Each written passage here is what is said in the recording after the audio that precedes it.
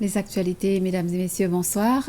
Il est nécessaire que les législations et les lois gouvernant les services publics aux Seychelles soient plus claires et plus spécifiques. C'est la principale recommandation formulée par Transparency Initiative Seychelles dans son rapport. Le rapport examine le cadre du service public des Seychelles et les meilleures pratiques internationales afin de promouvoir le mérite, d'accroître la transparence et de réduire la corruption. Cette organisation non gouvernementale a récemment publié son rapport sur le service public et en a soumis des exemplaires au bureau du président et à plusieurs d'autres institutions concernées.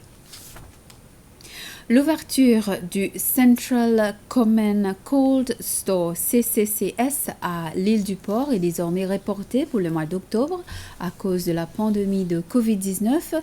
Le directeur général de CCCS, Arthur de Bretagne, a déclaré que la plupart des travaux majeurs sur ce projet de 35 millions de dollars sont presque terminés. Le projet comprend la construction d'un bâtiment de superstructure de 12 000 mètres carrés pour abriter une usine de transformation des poissons et d'autres produits et des bureaux, entre autres.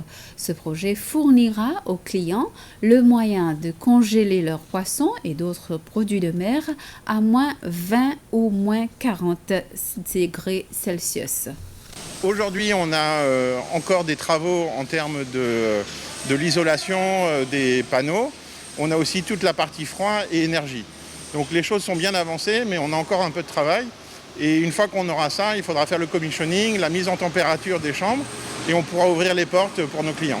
On a eu effectivement des retards qui sont liés à la situation dans le monde du Covid. La principale raison, c'est la complexité technique de l'installation. On doit faire venir des techniciens d'Europe, de Maurice, de Madagascar. Tous ces techniciens, ils ont besoin d'avoir des GOP. D'ailleurs, je remercie les autorités pour leur réactivité pour obtenir ces documents. Mais c'est vrai que pour organiser les voyages avec les quarantaines et les restrictions, ça a été très compliqué. Et donc, on a pris pas mal de retard sur cet aspect pour pouvoir finir les choses. Des bénévoles ayant le goût de l'aventure et de la découverte et qui aiment travailler avec les enfants sont recherchés comme chefs de scout. L'organisation dit qu'elle a besoin d'au moins 10 adultes de plus pour répondre à une augmentation de la demande d'activité. Sans école tente de créer des troupes de scouts pour les enfants âgés de 6 à 23 ans. L'organisation de scouts compte actuellement 300 enfants enregistrés avec seulement 15 chefs qui dirigent les troupes dans les districts. L'association lance également un appel au parrainage pour la construction d'un nouveau quartier général de scouts sur un terrain offert à l'île du Port. L'ancien président James Michel a de nouveau appelé à la volonté politique comme solution pour la protection des océans.